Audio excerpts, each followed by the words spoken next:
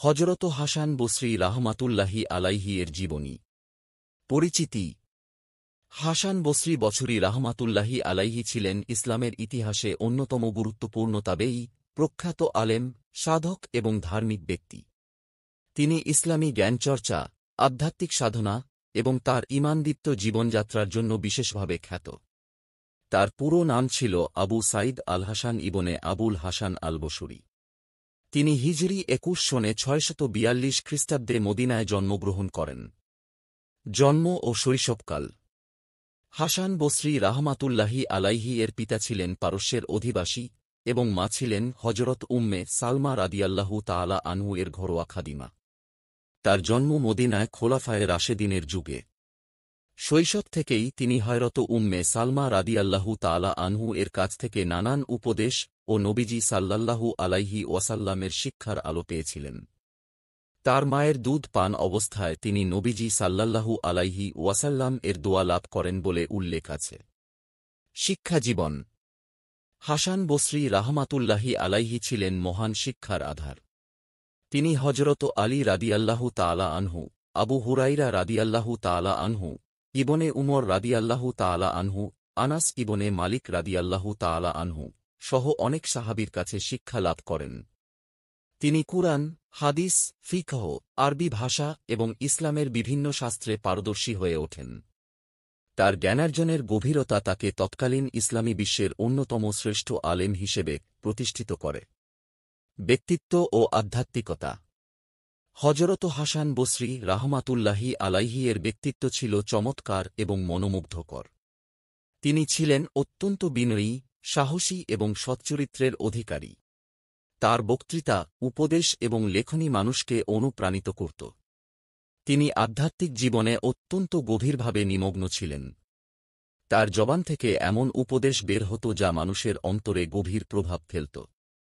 তিনি বলতেন, এই দুনিয়া হল সেতু যা আখিরাতের দিকে নিয়ে যায়। কাজেই এ সেতুতে অবস্থান নয়, বরং এটি পার হওয়ার জন্য প্রস্তুতি নাও। সাধনা ও তাসাউফ। তাসাউফের ইতিহাসে হাসান বসরী রাহমাতুল্লাহি আলাইহি ছিলেন প্রথম সারির ব্যক্তিত্ব। তিনি নিজে দুনিয়াবিমুখ ছিলেন এবং লোকজনকে আখিরাতের জন্য প্রস্তুত হতে উৎসাহিত করতেন। তার আধ্যাত্মিক সাধনা ছিল আল্লাহর প্রতি সম্পূর্ণ নির্ভরতা, পরহেজগারি এবং আত্মশুদ্ধি। তার জীবনযাত্রা ছিল সহজ এবং অনাডম্বর। তিনি দুনিয়ার চাকচিক্যকে ঘৃণা করতেন এবং আল্লাহর প্রতি অগাধ ভালোবাসায় নিমগ্ন থাকতেন। বসরায় অবস্থান এবং দাওয়াত। হাসান বসরী রাহমাতুল্লাহি আলাইহি বসরায় বসবাস করতেন, যা ছিল তৎকালীন জ্ঞান ও সংস্কৃতির অন্যতম কেন্দ্র। তিনি বসরার মসজিদে নিয়মিত শিক্ষাদান করতেন এবং মানুষকে আল্লাহর পথে আহ্বান জানাতেন। তার বক্তৃতায় ইসলামী শিক্ষার গভীরতা, তাওহীদের সৌন্দর্য এবং আখিরাতের প্রস্তুতির কথা বিশেষভাবে গুরুত্ব পেত। প্রধান শিক্ষা ও উপদেশ। হাসান বসরী রাহমাতুল্লাহি আলাইহি এর শিক্ষা মানুষের অন্তরকে আল্লাহর প্রতি সজাগ করা এবং ইবাদতের প্রতি মনোযোগী করত।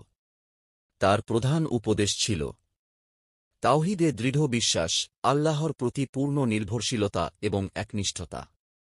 দুনিয়ার মোহ ত্যাগ, দুনিয়াকে অস্থায়ী হিসেবে দেখা এবং আখিরাতের প্রতি আগ্রহী হওয়া। সৎকর্ম ও ইবাদত, নফল ইবাদত এবং আল্লাহর সন্তুষ্টি অর্জনের জন্য কর্মপরায়ণ হওয়া। তাকওয়া ও পরহেজগারি, পাপ থেকে দূরে থাকা এবং আল্লাহর ভয়ে চলা। আত্মসমালোচনা, নিজেকে প্রতিনিয়ত মূল্যায়ন করা এবং সংশোধন করা। রাজনীতিতে অবদান। তিনি তৎকালীন রাজনৈতিক দুর্নীতি এবং সামাজিক অবক্ষয়ের বিরুদ্ধে কঠোর অবস্থান গ্রহণ করেছিলেন। তবে তিনি সরাসরি রাজনীতিতে জড়াননি, বরং সমাজের নৈতিক উন্নয়ন এবং আত্মিক জাগরণের মাধ্যমে পরিবর্তন আনার চেষ্টা করেছিলেন। তার সময়ে উমাইয়া শাসনের দুর্নীতি এবং ক্ষমতার অপব্যবহার তিনি দ্ব্যর্থহীনভাবে সমালোচনা করেন। কীর্তি ও প্রভাব। হাসান বসরী রাহমাতুল্লাহি আলাইহি এর প্রভাব তার জীবদ্দশাতেই মুসলিম সমাজে সুদূরপ্রসারী হয়ে ওঠে। তার বক্তব্য ও শিক্ষা শুধু বসরা নয়, সমগ্র ইসলামী বিশ্বের মানুষের জন্য অনুপ্রেরণা হয়ে ওঠে। তার শিষ্যরা পরবর্তী সময়ে ইসলামের বিভিন্ন শাস্ত্রের বিকাশে গুরুত্বপূর্ণ ভূমিকা পালন করেন। তার শিক্ষার ভিত্তিতেই তাসাউফের একটি শক্তিশালী ধারা বিকশিত হয়, যা পরবর্তী সুফি আন্দোলনের মূলে ছিল। মৃত্যুবরণ: হজরত হাসান বসরি রাহমাতুল্লাহি আলাইহি হিজরি ১১০ সনে বসরায় ইন্তেকাল করেন। তার জানাজায় অসংখ্য মানুষ অংশগ্রহণ করেন এবং তাকে শ্রদ্ধাভরে স্মরণ করেন। তার মৃত্যুতে মুসলিম সমাজ এক মহান আলেম ও আধ্যাত্মিক পথপ্রদর্শককে হারায়। পরিশেষে বলা যায় যে হজরত হাসান বসরি রাহমাতুল্লাহি আলাইহি ছিলেন এমন একজন ব্যক্তি যিনি তার জ্ঞান, সাধনা এবং আধ্যাত্মিকতার মাধ্যমে অসংখ্য মানুষের জীবনে আলো ছড়িয়েছেন। তার জীবন ও শিক্ষা আজও মুসলিম উম্মাহর জন্য দিকনির্দেশনা হিসেবে কাজ করে। দুনিয়ার মোহ থেকে মুক্ত হয়ে আল্লাহর প্রতি পূর্ণ নিবেদন এবং আখিরাতের জন্য প্রস্তুতি নেওয়ার যে আহ্বান তিনি দিয়েছিলেন, তা আজও সমানভাবে প্রাসঙ্গিক। ভিডিওটি দেখে ইসলামের শিক্ষায় অনুপ্রাণিত হলে পরবর্তীতে এমন ভিডিও আরও পেতে ভিডিওটি লাইক ও শেয়ার করুন এবং চ্যানেলটি সাবস্ক্রাইব করতে ভুলবেন না, যাতে ইসলামিক জ্ঞান ছড়িয়ে পড়ে সবার মাঝে। ধন্যবাদ।